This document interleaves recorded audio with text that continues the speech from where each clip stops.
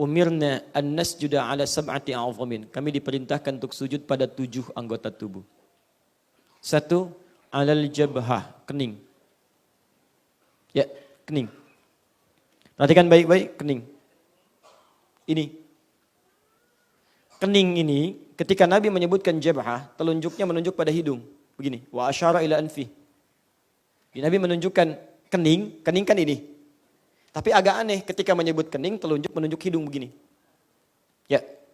Maka para ulama menyampaikan yang paling dituntut untuk sujud ya itu kening. Tapi ukuran sempurnanya kening sujud saat hidungnya itu sama ikut bisa menempel dalam tempat sujudnya. Jadi kalau hidung bisa menempel dalam tempat sujudnya, maka itu pertanda keningnya itu sempurna dalam sujudnya. Jelas ya?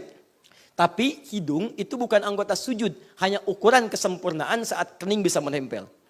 Artinya, kalaupun hidung nanti kemudian saat sujud ya tidak menempel kemudian dalam tempat sujud, itu menandakan sujudnya tetap sah. Jelas ya? Baik, kalaupun bisa menempel dilakukan dan itu tidak terjadi, maka ini menunjukkan ada yang harus disempurnakan dalam sujudnya. Jelas? Yang kedua, memberikan gambaran bahwa setiap tempat sujud itu bisa berbeda-beda. Kalau tempatnya baik, maka hidung menempel ke tempat sujud itu lebih baik, sempurna. Tapi kalau kemudian di tempat-tempat yang tidak memungkinkan hidung itu menempel ke tempat sujud, itu tidak ada masalah.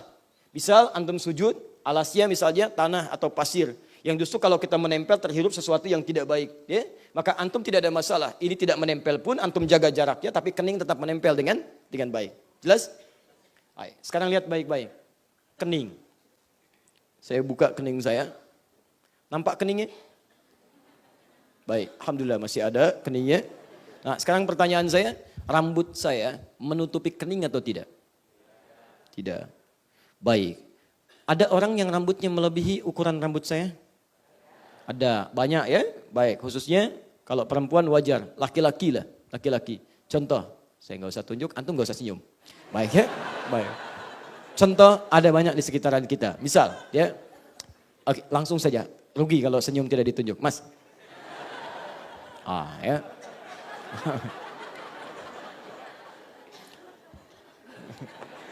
Baik ya. Ini kan kalau diurai, ya kalau diurai, ini kan tertutup. Tidak usah masalah, tenang aja Mas ya. Zaman Nabi juga ada rambutnya, Nabi sebahu Mas, segini. Ya, ada, tidak ada masalah. Ya, tapi bagaimana kemudian dipraktikkan dalam sholat? Yang saat dipakai sujud kan bukan rambut, tapi kening. Maka dari itu, digunakanlah kemudian perangkat-perangkat yang bisa membantu kening ini bersujud dengan sempurna. Apa itu? Ada yang menggunakan imamah. Imamah itu kita sebut sorban. Sebetulnya imamah yang dililit di kepala. Kayak Pangeran Diponegoro. Kan? Imam Bonjol dan sebagainya. Ya, kayak sahabat kita, Dai misalnya Agim dan sebagainya. Ya, jadi dililit ke sebelah sini. Itu salah satunya untuk bisa memberikan perlindungan kepada keningnya saat akan dipakai sujud sehingga bisa sujud dengan sempurna. Rambut ditutup. Ada yang pakai peci seperti ini, Mas Boy. Ya, peci saya gunakan seperti ini. Jadi peci itu asalnya bukan syarat sah untuk sholat. Hati-hati, antum sholat pun, jadi imam pun gak pakai peci gak ada masalah. Tapi kalau sekiranya rambut bisa mengganggu saat sujud, maka gunakan peci untuk menutup rambut asalnya begini. Jadi kalau suara antum bagus, fasih, punya ilmu untuk sholat jadi imam, antum gak bawa peci, gak usah malu. Pak silahkan imam, gak pakai peci. Bukan. Bukan, peci hanya untuk menutup yang seperti ini. Ya, baik ini kita tutup supaya kening terbuka. Lihat baik-baik, orang, kata Nabi, maaf ya, jangan jadi orang sombong yang mengibaskan rambutnya saat dia akan sujud. Nabi mencela orang yang mengibaskan rambut ketika akan sujud. Ya, ya. Jadi beliau boleh kalau antum pulang dari sini mau pakai gitu kan, untuk itu boleh pakai peci, boleh dalam sujud atau diikat begini juga boleh. Ya, yang penting ini tampak. Ya, tapi daripada menimbulkan satu hal misalnya yang orang lain agak kebingungan, ya kalau tidak terbiasa antum boleh tutup atau boleh gunakan yang seperti ini. Mas ya? Ada, jadi nggak ada masalah. Sorban bisa dipakai, bisa dililit ke sini. Jadi ada tradisi, ada yang gunakan untuk bagian-bagian yang melengkapi syariat. Paham? Nama siapa? Hidayatus Salam. Hidayatus Salam, Masya Allah. Jazakallah khair, Mas Hidayatus Salam. Silakan semoga Allah berikan pahala untuk antum. Ya. Mas Hanif dapat buku satu ya, Mas Hidayatus Salam. Mas Boy sudah dapat? Dua. Dua, saya teruskan. Ini kening sudah ada. Kedua, lihat. Pertama, jabhah. Kening. Yang kedua, yadain, dua telapak tangan. Disebut tangan karena tangan semua turun. Yang nempel telapaknya tapi semua tangan turun. Ya, dua telapak tangan nempel. Dua tangan. Di 1 tambah 2 berapa? 3. Dua telapak tangan, sudah. Kening, sudah. 3, rukbatain, dua lutut. Rukbatain, dua lutut. 3 tambah 2 berapa? 5, dua lutut. Terakhir, lihat. Asabi ar-rijlain, jemari di dua kaki. Di dua kaki. 5 tambah 2? 7. Maka jemari di dua kaki itu bagian yang terakhir. Kening, 1, 2 telapak tangan, 3, 2 lutut, 5, jemari di dua kaki, 7. Sekarang kita lihat praktek untuk menempelnya. Bismillah. Sebentar, naik sebentar. Kening. Baik. Aman ya. Sebentar, kacamata lepas atau pakai? Pakai biasa. Nah, ada 2 jenis kacamata. Ya, 1 kencang seperti yang beliau pakai dan juga yang saya pakai. Kedua agak longgar. Kalau kacamata dirasakan longgar, jangan dipaksa dipakai dalam sholat. Begitu sujud misalnya copot. Ini nanti agak mengganggu. Ya, jadi kalau antum mau copot saja nggak ada masalah. Bismillah. Baik, tahan sebentar. Ya. 1, kita lihat dulu posisinya pelan-pelan. Kita mulai kening ini sudah menempel dengan baik. Kemudian telapak tangan. Yang paling gampang, telapak tangan ini ketika akan bersujud, apa ukuran lebar dari telapak tangan ini? Lebar telapak dulu. Ya, para ulama mengatakan ukuran lebarnya paling gampang seukuran dengan dipakai takbir. Di saat Anda gunakan takbir begini, Allahu Akbar, itulah kemudian ukuran yang dipakai dalam sujud. Dia tidak terlampau rapat ke sini, tidak juga terlampau lebar ke sini. Paham ya?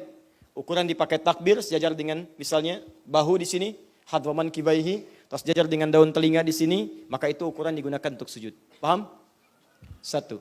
Kemudian sikunya ini, itu tidak ke dalam, ini bahaya. Lemaskan. Bukan ke dalam begini, tapi keluar. Ya, jauhkan siku dari diafragma, dari lambung di sini. Bahkan pernah ada yang dihentikan seketika. Biasanya Nabi kalau menghentikan itu selesai ibadah baru diluruskan. Ini tidak. Begitu melihat seseorang sujud tangannya ke dalam begini, kata Nabi, jangan lakukan. Jangan lakukan. Ya, jauhkan siku dari lambungnya. Kenapa salah satunya? Karena saat sujud itu darah dipompa dengan sangat kencang oleh jantung. Disalurkan kemudian ke otak, ke titik God spot yang paling dalam di sini. Ya, jadi kalau seseorang kemudian mohon maaf, kemudian dia menempelkan lututnya, sikunya ke sini, dibawa ke dalam seperti ini, maka dia akan menahan ya sebagian pergerakan dari darah itu sehingga keadaan di diafragma tertekan jadi sempit. Ini paling bahaya. Nafas bisa sesak bahkan bisa meninggal kalau salah posisi di sini. Maka ini keluarkan sedikit, makanya kalau dikeluarkan ini pasti ada ruang. Ini pasti ada ruang. Dan ruangnya seperti apa? Kata Nabi, kalaulah seekor anak kambing lewat, maka itu akan menjadi mudah bagi dia untuk lewat. Ya. Nah, ini bahasa kiasan. Ingat, ini bahasa kiasan. Bukan antum ingin ukur sempurna. Apa? Mulai besok sujud harus sempurna. Siap, mah. Bagaimana caranya? Beli anak kambing. Begitu sujud anak kambing. Tidak ya, itu bahasa kiasan. Antum begini pun anak kambing gak akan lewat. Gak akan lewat, nih kurang nih. Kurang. Ya, gak akan lewat anak kambing seperti ini. Ini bahasa kiasan, maksudnya lebarkan. Sehingga ada ruang darah dipompa, agak nyaman keadaan, ini pun bisa nyaman kita sujud. Jelas ya? Jadi jauhkan ini, lebar, teruskan sebentar. Ini karena mungkin saya khususkan mejanya aja. Jadi agak mengembung ke atas itu kan, karena meja yang kurang jauh. Teruskan sebentar, teruskan pelan-pelan. Kemudian yang kedua, ini tidak juga jarak dari sini ke sini. Kalau benar nanti ada jarak yang baik, ini tidak akan terlampau menukik, tidak akan terlampau datar. Ya, tidak terlampau datar. Makanya saat antum bersujud, usahakan betul posisi saat antum menempelkan tangan seperti halnya posisi saat bertakbir. Ya, jadi kalau antum kedepankan begini, ya, misal terlalu depan, itu pasti akan terlalu landai ininya. Ini kalau mejanya panjang saya bisa contohkan, ini pasti akan seperti ini datar. Ya, kalau antum menempel ini dengan ini ditempelkan begini, ini pasti akan menukik ini. Ya, makanya antum berikan jarak, kata Nabi, anak kambing bisa lewat, ini keluarkan, diberikan ruang. Sehingga ini sempurna. Ya, terbangun satu sudut yang sekiranya tidak terlampau tajam, tidak terlampau kemudian juga rendah. Terakhir, posisi kaki. Kedua telapak kaki. Sebelah sini dulu. Kelihatan telapak kakinya? Baik, sekarang lihat baik-baik. Ini sudah bagus sekali. Telapak kakinya ketika sujud, ini bukan terbuka, tapi tertutup seperti ini. Ya, tahan, pelan-pelan nanti kita tukar ya. Sebelah sana tahan dulu Bu, Ibu gak usah begini, gak akan kelihatan Bu. Sampai kiamat kurang 2 hari gak akan kelihatan ya. Karena ini untuk sebelah sini. Lihat sini, teman-teman yang sebelah sini, lihat ya. Tertutup kakinya, jadi bukan terbuka begini, tapi tertutup seperti ini. Jelas? Baik, bangun Mas Boy, bismillah. Tarik nafas, hadap sebelah sana. Baik.